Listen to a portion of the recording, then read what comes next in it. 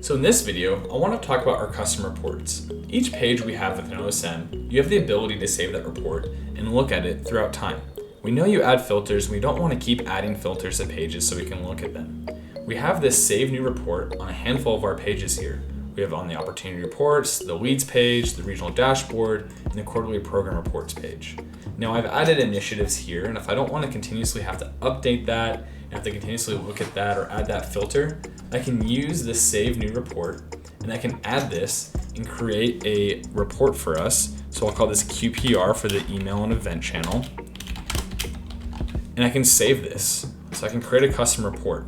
And this page will populate here on the custom reports page, which I have open here. So let me refresh this, and we can see that it populated on this right here. So now we have this report saved for us to go back to throughout time.